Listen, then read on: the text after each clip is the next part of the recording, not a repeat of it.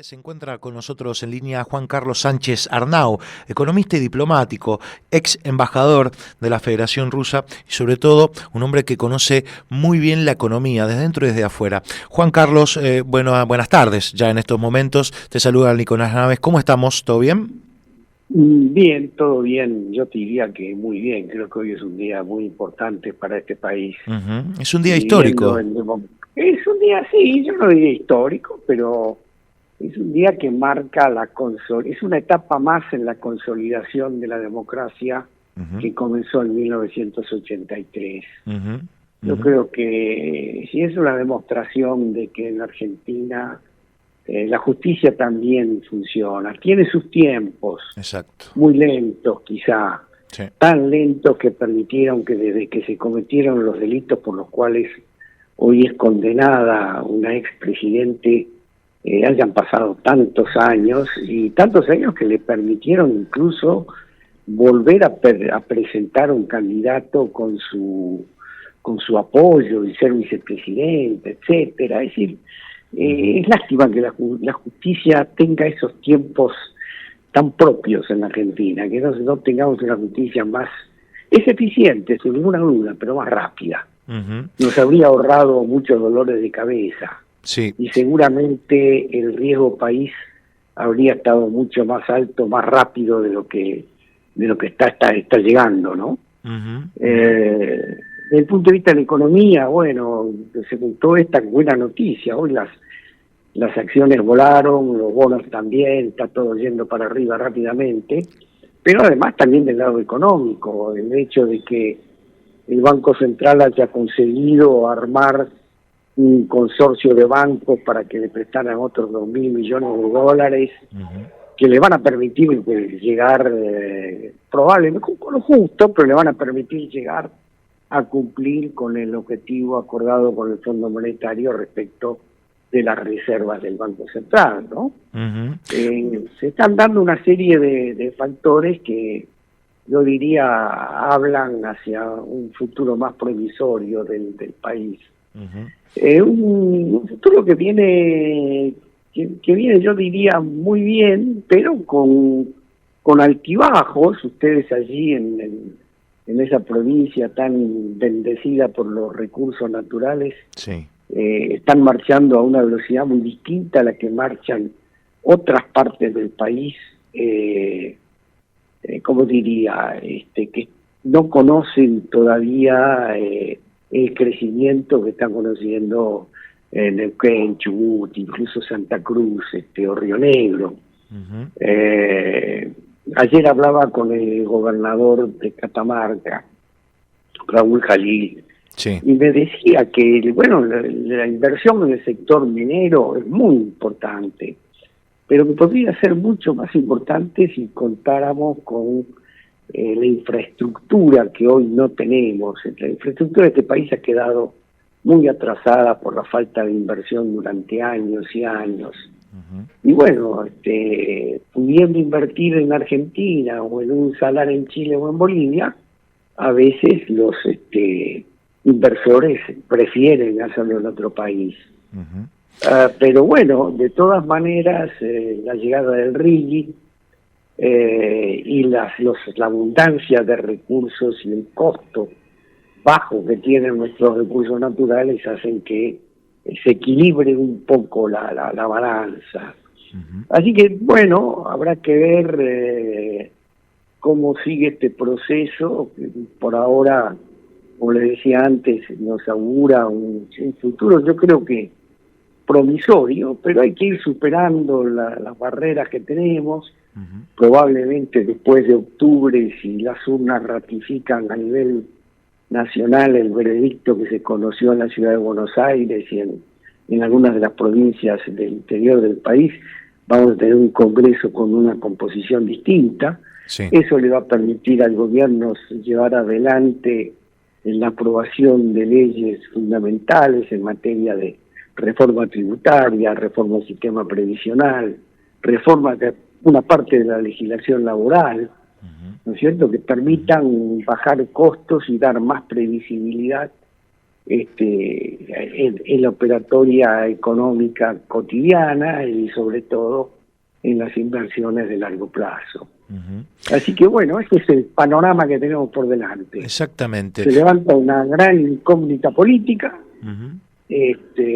y por otro lado, bueno, hay buenos signos de la economía con desequilibrios regionales y sectoriales, que no son fáciles de superar viniendo de donde venimos.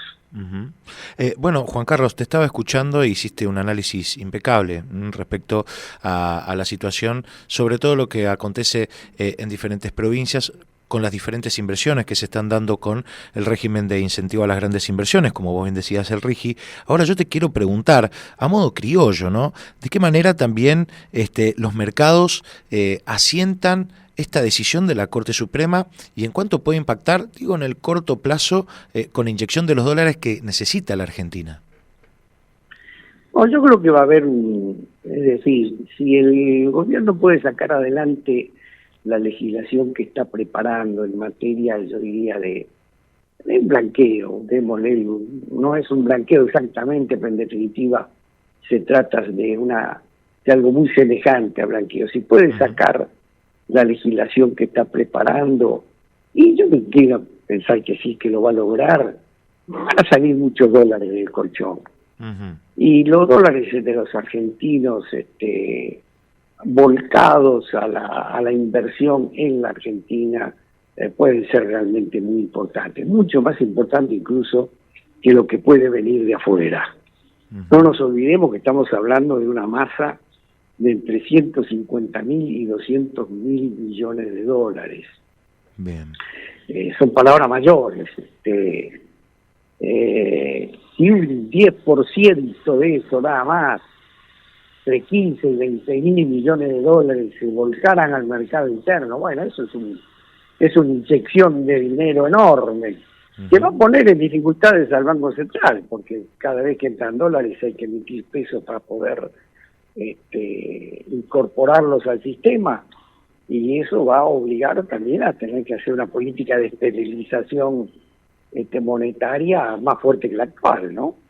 Para permitir o para lograr que la masa monetaria continúe estable y no haya riesgos de reaparición de la inflación. Pero bueno, eso es problema de manejo monetario a través de los instrumentos que tiene el Banco Central a su disposición. Mira, estabas justamente hablando, Juan Carlos, del Banco Central, estaba chequeando el sitio de Ámbito Financiero y dicen que el Banco Central eliminó otra potencial fuente de emisión y que canceló a bancos el stock remanente de lo que es puts por 6 billones de pesos. Si yo te pido que vos me lo bajes a tierra esta explicación lo más sencilla posible, ¿qué me podrías decir? Bueno, esa era una opción que tenían los bancos de tomar anticipadamente fondos de colocaciones previas de la tesorería. Al eliminar el put, quiere decir que no pueden hacer uso ya de ese recurso porque se ha vencido. Claro. Entonces, bueno, es una manera de evitar que se recurra a ese procedimiento que le había costado al Banco Central la obligación de tener que emitir moneda, ¿cierto? Moneda nacional. Es todo bueno, es lo que estaba diciendo antes, son los instrumentos que tiene el Banco Central para asegurarse de que la masa monetaria es constante, medida tal como la mide el Banco Central, ¿no es cierto? Es constante y no presiona, generando mayor demanda, lo que permite a su vez mantener la tasa de inflación dentro de los niveles que se ha propuesto el Banco Central, ¿no? Que son evidentemente decrecientes.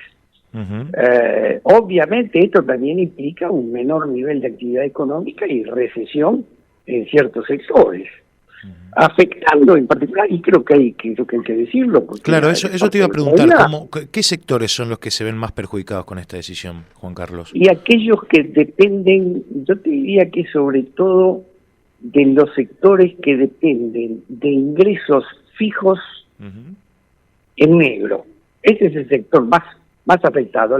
la informalidad, todos aquellos que viven de la informalidad, donde no existe la posibilidad de aumentar los ingresos en la medida en que va aumentando la inflación, o que no tienen la posibilidad de disfrutar rápidamente de la reducción de precios producto de la baja de la inflación. Claro.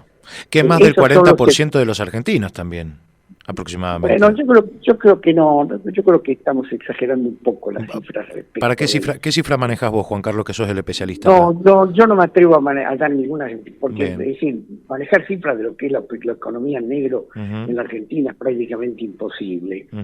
Pero esa cifra del 40% es un poco como los 30.000 desaparecidos, ¿no es cierto? Claro, se redondea para arriba 40, siempre. Claro, alguien dijo 40%, y bueno, ahí quedó el 40%. Claro. La verdad es muy difícil de determinar. Bueno, pero es una porción significativa, quiero decir también, ¿o no, Juan Carlos? Sin ninguna duda. Bien. Sin ninguna duda, y mucho más de lo que sería deseable.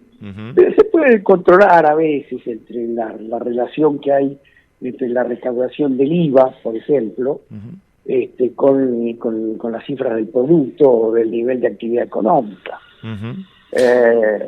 No será el 40, pero es, como decías vos, una cifra significativa, claro, sin ninguna duda superior al 20% también, ¿no? Pero hay que ver, digamos, el problema no está en el monto de lo que está, lo que funciona en negro y lo que funciona fuera del mercado informal, sí, sino en la mayor concentración de empleo en sectores que están en la informalidad. Es decir, es mayor el número mayor la cantidad de personas que trabajan en la informalidad que las que sería deseable. Claro. La generación de empleo es sobre todo generación de empleo en blanco. Y la generación de empleo, mejor dicho, la generación de empleo es muy importante en el sector informal. Sí. Y en la generación de empleo en blanco no alcanza a ser suficiente como para que ese porcentaje de la población que vive en la informalidad disminuya. La dinámica del que tenemos una tasa de inversión, tenemos tasa de ahorro baja, sí, fruto de los años de inflación en que hemos vivido, claro, y en consecuencia tenemos una tasa de inversión baja. Como la tasa de inversión es baja, la creación de empleo, además con un agravante, cada vez es necesario más inversión para generar un cargo de trabajo, un puesto de trabajo. Es decir, hay una curva ascendente en la cantidad de dinero que hace falta para generar nuevos empleos. ¿Y cómo está afectando esto? Y lo vemos en la diferencia muy importante que hay en el nivel de empleo entre los menores de 30 años y los mayores de 30 años. Sí. Es decir, a los jóvenes les cuesta mucho más entrar al mercado laboral, sobre todo al mercado en blanco. Bueno, y ese producto de la falta de crecimiento de la inversión, y es producto también, ojo, no nos olvidemos, de la mala educación que están recibiendo las nuevas generaciones, ¿no? Que no los habilitan siempre a estar aptos para obtener fácilmente un primer empleo. No, y sobre todo también en la currícula escolar mira, yo te comento, Juan Carlos, yo nací en los 90, tengo 35. En mi secundaria o primaria, hasta también en la misma universidad, nunca se nos enseñó lo que era una cuestión de salud económica civil, para bajarlo a tierra, quiero decir, nunca se hablaba de inversiones, nunca se hablaba de las nuevas economías o cómo incentivar también, pero te lo estoy diciendo, carreras o por lo menos materias que existen en el día de hoy en algunos ámbitos curriculares del secundario, pero es sumamente difícil para mi generación, que es una generación que también convive respecto a otras generaciones como la de mi papá, que convive con 2 o 3 trabajos en paralelo, digo, eso también es un común denominador, por lo pronto en ese rango etario que vos decías, de los 30 a los 40. Ahora, lo que yo te quería consultar, Juan Carlos, es que mira, hace muy poquito salió un informe del grupo Manpower, y habla de un contexto que todavía está marcado por la incertidumbre acá en la Argentina, y sobre todo, esto es lo que estábamos hablando, ¿no? El mercado laboral argentino, que está mostrando por ahora según este informe, una leve mejora en las intenciones de contratación para el tercer trimestre de este año. Pero también se habla de que hay más o menos 700 empleadores en todo el país y que se registra por lo menos un alza del 3%. Si yo te consulto a vos, Juan Carlos, ¿de qué manera también se da esta incertidumbre en el mercado laboral y por qué se muestra esta leve mejoría? Bueno, porque la expectativa de crecimiento es muy fuerte.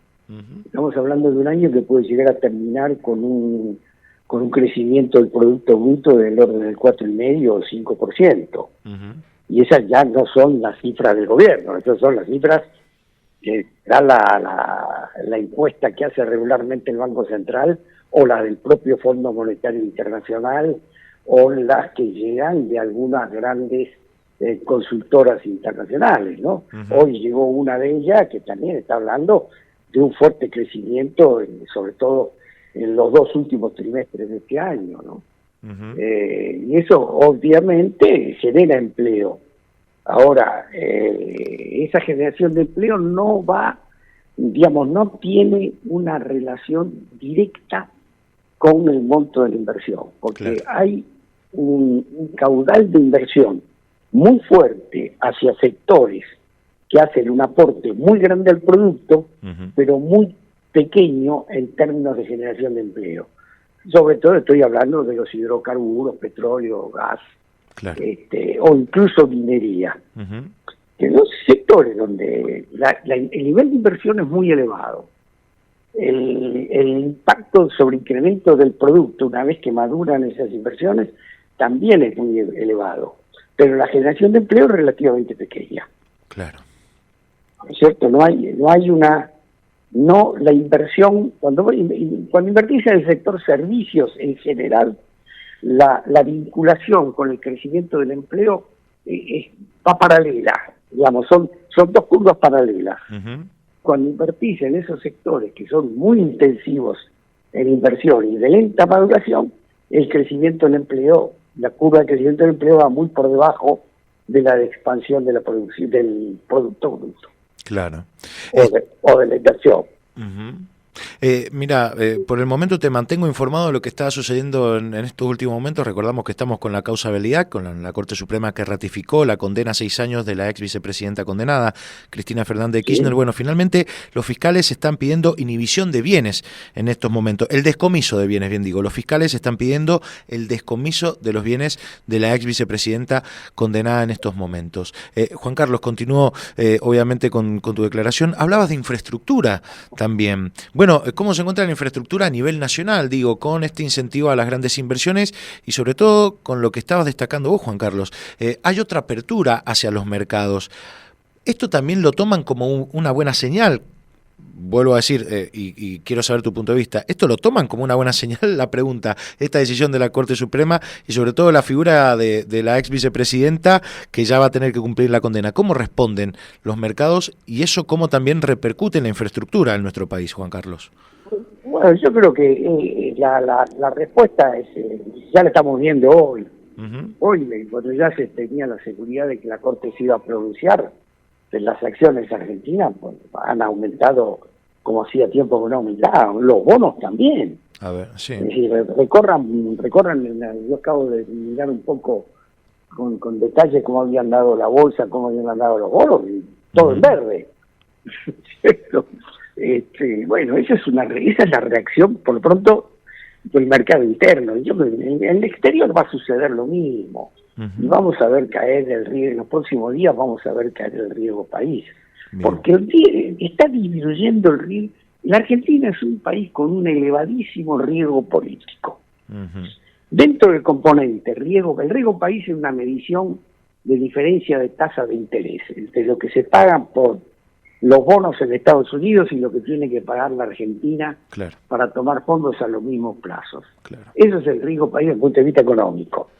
Ahora, ese riesgo lleva adentro un contenido político y un contenido histórico. El contenido histórico es, señores, la Argentina es un país que ha defaulteado numerosas veces y que ha dejado a quienes han invertido en la Argentina mirando para otro lado.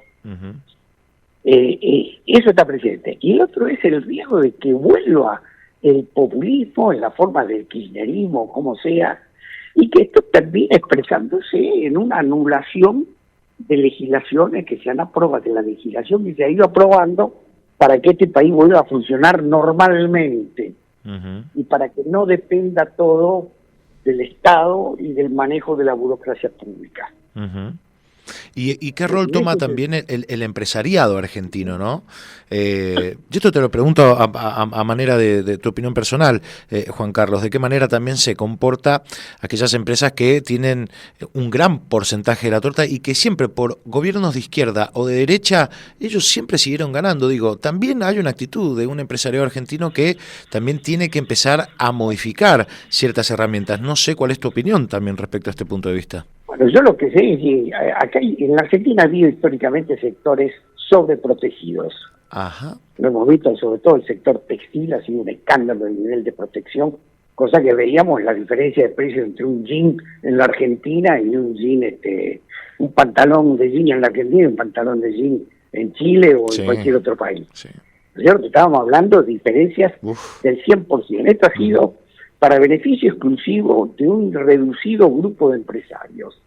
Lo mismo pasaba con Tierra del Fuego. Claro. Porque una computadora en la que es un instrumento esencial de trabajo hoy en día tiene que costar en la Argentina el doble de lo que costaba en otro país. Para que los señores que tenían las plantas de montaje en la Patagonia de computadoras o de teléfonos celulares hicieran la gran diferencia. Esto se ha terminado. Obviamente, todos esos sectores empresariales no quieren saber nada con la apertura económica. Esto está pensado en función del consumidor argentino. Claro. Siempre hemos utilizado pero es matar la fuente de trabajo. Lo que se estaba matando era la fuente de consumo, no la fuente de trabajo de un reducido grupo de trabajadores, sino la fuente de consumo de 40 millones de argentinos, o de 40 y tantos millones de argentinos. Eso se está corrigiendo. El gobierno ha terminado con buena parte de la sobreprotección del sector textil, y lo mismo ha sucedido con Tierra del Fuego. Y lo mismo va a suceder ahora con el listado de productos que quedan fuera de la tarifa externa común del Mercosur, donde seguramente la Argentina volverá a tener niveles de protección equivalentes a los que tiene en cualquier otro país del mundo. Y no lo que hemos conocido, digamos, lamentablemente, de este esquema tan particular que ha sido el Mercosur, y que no ha sido realmente para beneficio ni de las empresas ni de los consumidores argentinos. Juan Carlos, también te quería preguntar por el hecho, y volviendo a esto de cierto sector empresario que también tiene que empezar a modificar algunas cuestiones, como también vos lo estabas diciendo en tu declaración. Mira, yo hago esta actividad que es obviamente tener o tratar de cubrir lo mejor que puedo mi salud económica cuando voy al supermercado, cuando uno hace las compras, ¿no? Es increíble cómo puede ser que en el mes de febrero se estaba pagando un 200% más un paquete de fideos y ahora volvió a estar a 200% menos, digo, ¿no? En serio, digo, como joven de 35 años, yo siempre digo, le tomo importancia a eso, digo, el mismo paquete estaba 2.500 pesos, no sé, enero, febrero de este año, y ahora volvió a 780 pesos. Sin mentirte, Juan Carlos. Digo también... No lo dudo. ¿Por qué se da eso, digo? ¿Por qué se oscila entre de blanco a negro tan rápido también? Bueno, no creo que sea un problema de que pasó de negro a blanco y salió más barato. Generalmente es a la inversa, ¿no es cierto? Pero bueno, yo creo que esto es producto de la desaparición de regulaciones, la baja de algunos impuestos, de la apertura de la economía y de la mayor competencia que viene de afuera. Todo ayuda. La competencia es fundamental para que pueda haber caída de precios. Sin competencia no hay baja de precios. Exactamente. ¿No es cierto? Y la competencia, cuando tenés una economía más o menos protegida o sobreprotegida, como es en general la nuestra, cualquier apertura que se hace de la economía contribuye rápidamente a tirar abajo los precios. Uh-huh.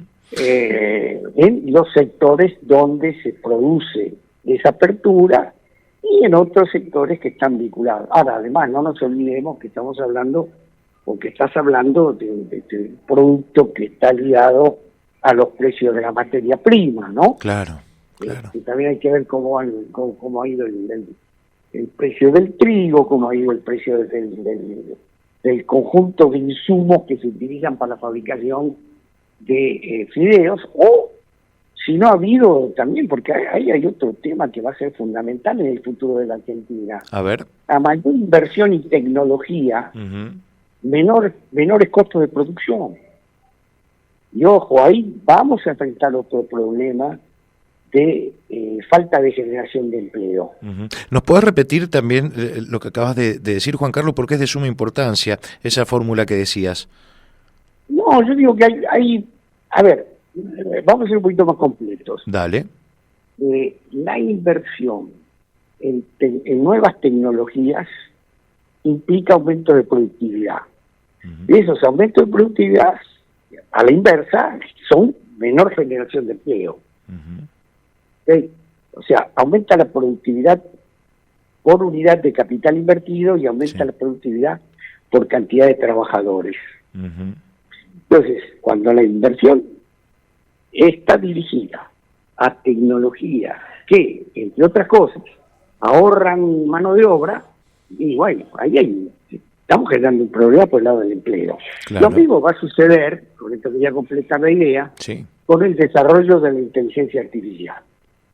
En la medida en que avance la inteligencia artificial, vamos a ver cada vez más sectores, sobre todo en materia de servicios, uh-huh, que van a ser impactados por las nuevas tecnologías. Uh-huh. Eso lo estamos viendo en países más avanzados que el nuestro y lo vamos a ir viendo nosotros también paulatinamente. Uh-huh.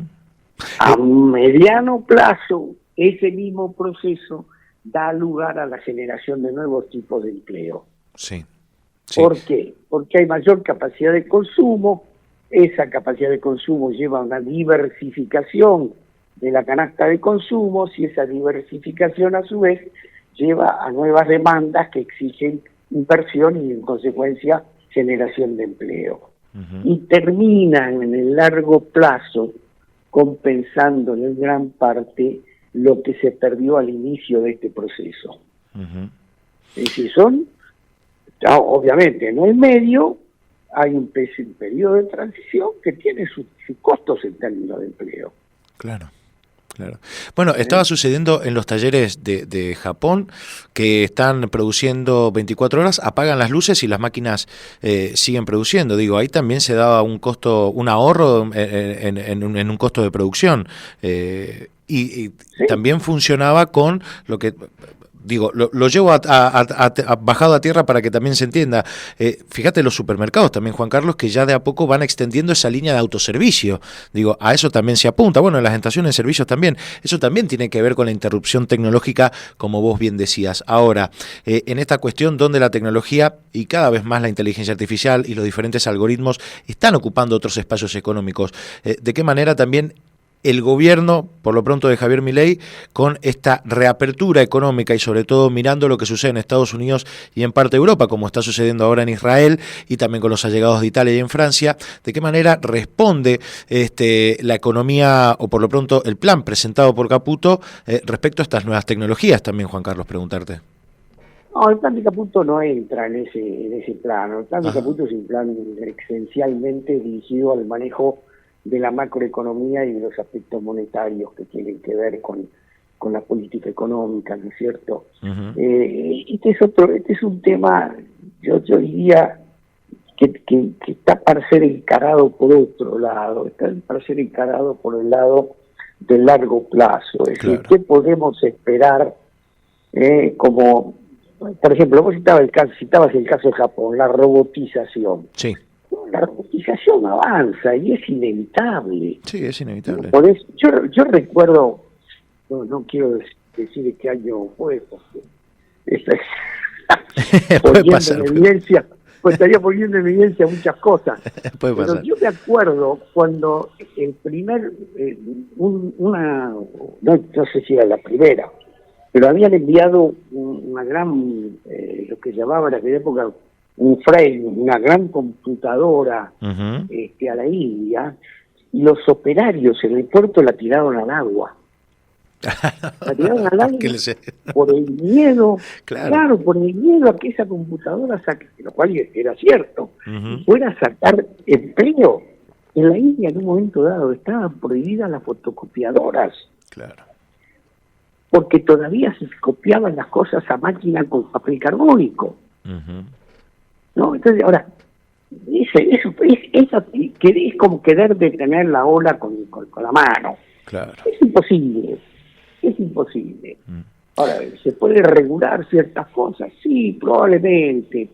Pero, ojo, no pensemos solo en el empleo a corto plazo. Pensemos en los consumidores. Exactamente. Y pensemos en el empleo a mediano y largo plazo. Juan Carlos, yo te agradezco muchísimo. Yo me quedaría hablando una eternidad con vos, porque la verdad que bajás todo a tierra, la explicación es sencilla, lo decís tranquilo, das ejemplos súper claros, pero tenemos una tanda que debemos, y también también agradecerte la cortesía, porque la verdad que se puede charlar de todo, y sobre todo en un día sumamente especial en lo que es en el ámbito político y económico, como bien vos decías. Así que te agradezco muchísimo tu tiempo, Juan Carlos. Al contrario, encantado. Adiós. Bueno, adiós. Estábamos hablando con Juan Carlos Sánchez Arnau, economista y diplomático, ex embajador de la Federación Rusa. Bueno, hablándonos de todo. Literalmente hablamos de todo, de la condena hacia la vicepresidenta Cristina Fernández de Kirchner, de cómo van a responder los mercados, de las primeras respuestas que, según también la palabra de Juan Carlos Sánchez Arnau, fueron positivas esta respuesta. Bueno.